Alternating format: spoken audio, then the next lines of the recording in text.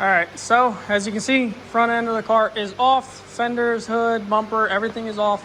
It's all back there. I used some of this saran wrap or whatever this is called. It's usually used for like couches and stuff to wrap up all the white painted parts. I got the fenders in the trunk, but for the most part, I was able to put the hood up here. It's wrapped all nice. That way it won't, get stained or anything. I know the ceiling likes to leak sometimes.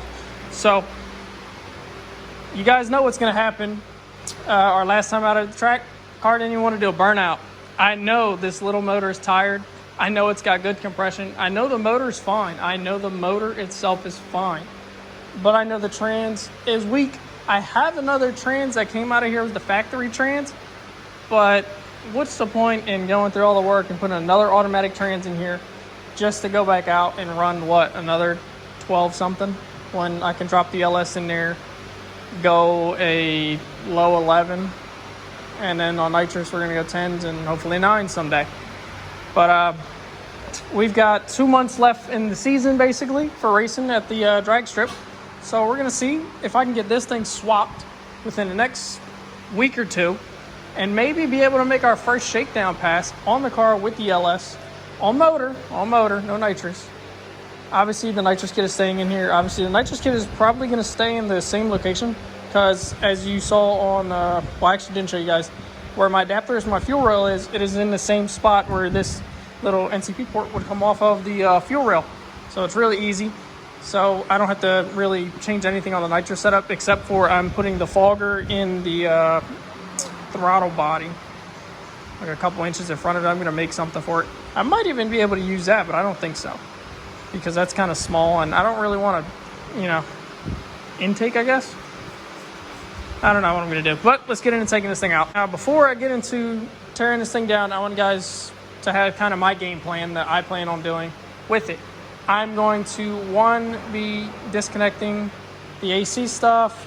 Then we are most likely, I'm just going to drop the entire K-member out of the car with the motor and transmission together.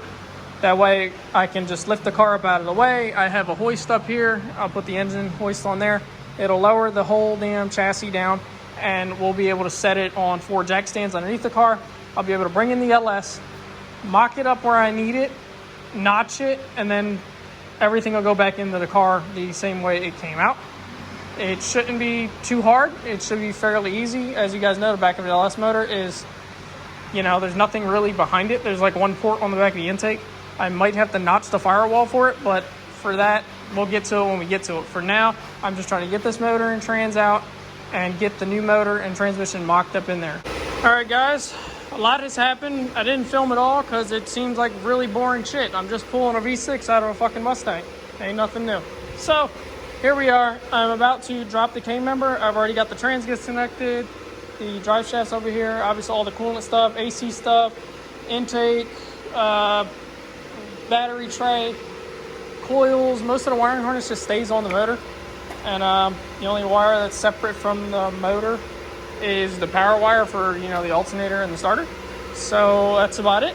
I've already taken the one plug out of the fuse block that we won't be using, the wiring harness for the motor and the transmission R1, so you don't have to worry about that. It's pretty simple, pretty straightforward. So right now I've got 1 bolt left on that corner. I've got the 2 over here, 2 in the back, and 1 in the back on that side. So there's 2 holding this side, there's 4 holding this side. And then this whole thing will drop out. Obviously you can see I have the winch hooked up. It is supporting the front half of the motor. I've got a jack and a block of wood supporting the trans under there.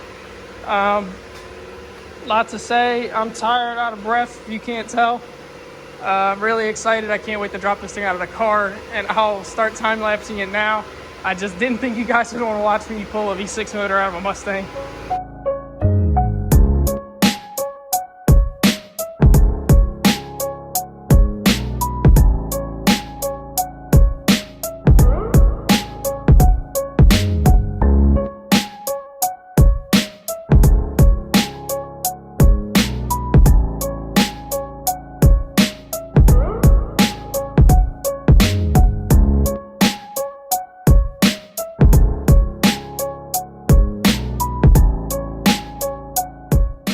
That sucked.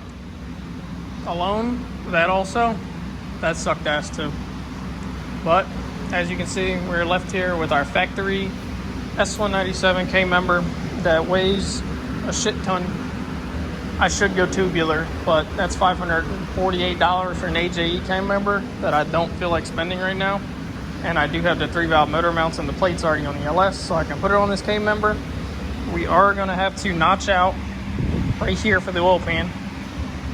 Other than that, it'll sit right on this.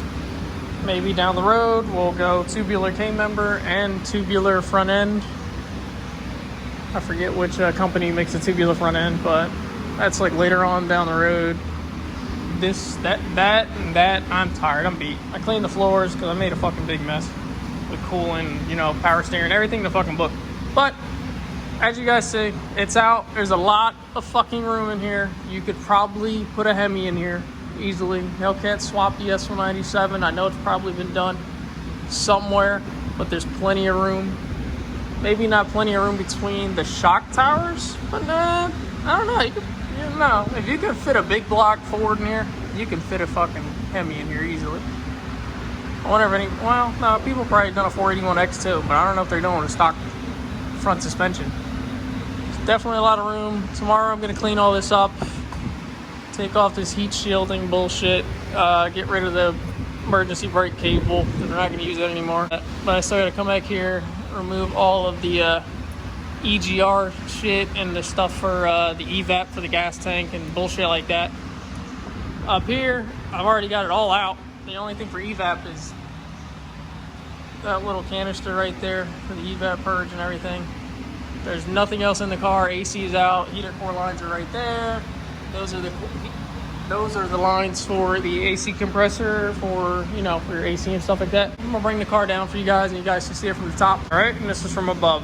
So for the computer and for the fuse box, I'm going to be keeping this so we can run the power windows, the radio. I don't know if it does run the turn signals and obviously headlights and stuff like that. I'm not gonna take all that shit out and sum it down and have to wire that stuff up. It's just, there's no real point to really do it. I mean, maybe I'll save 5 pounds doing it, but that's 5 pounds. So like I'm saying, for this stuff, I'm going to be moving it down, most likely down here. I may have to remove the washer fluid bottle to do that.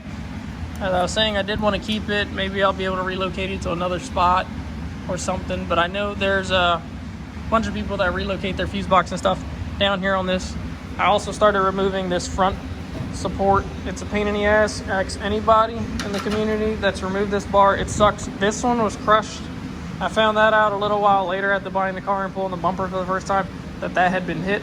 Obviously it hadn't been hit that bad. It did wrinkle it, but it didn't do that bad. I got the 2 bolts out of the top off. I gotta get the 2 bottom ones off and then start yanking on that and it'll come off too. We're gonna do a tubular front bumper support and I'm gonna get rid of the rear one because once we go fast enough, we'll probably be putting on the parachute one. So it'll be a tubular back bumper support with the parachute mount on it. But that's once we go fast enough. For now, we're just gonna knock this off because it's just unwanted weight on the nose. I don't drive this car a lot, so I don't plan on ever getting into a wreck. And we'll just put a tubular one up there. For the fuel system on the car, as you can see, there's one little line right there. So what I'll be able to do is run a quick connect or like an AN line design to there and then all the way up, and I'll show you on the LS to my quick connect that's on the fuel rail, returnless. So on the fuel system, there's this. It's hard to see, but you get what I'm getting at. This is the from ICT Billet. It has a little port on the side, which is where my nitrous will come off of, but as you see, the end of it is just like the one on the factory fuel system. And the factory fuel system already has a booster pump in it and a 255 pump, so we'll be just fine with fuel. It has like 70 PSI at idle, and with the LS truck intake, I have the fuel pressure regulator on the rail, so I don't have to worry about that either. I don't have to add in a Corvette fuel filter with the 58 PSI fuel rail. So, like I said, this is going away.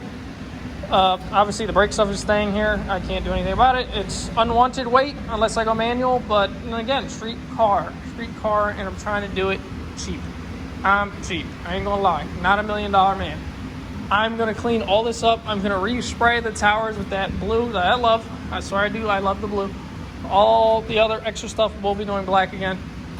And we're gonna get the motor set in there in this next video. I cannot wait. I'm really excited. We're gonna go pick up the trans. I'm gonna do it. I swear I'm gonna do it. But for now, we're gonna get the motor. We're gonna put it there. I'm gonna show you how to notch the K member, and then we're gonna flip the plate that I notch out, flip it inward, and I'm gonna tack weld it in so it doesn't even seem like you lost anything. So that's it for this one, guys. I hope you guys enjoyed. Excited. I hope you guys are too. This is part 1 of actually getting this swap started. And I'll catch you guys on the next one. Whew, I'm fucking tired. See you guys.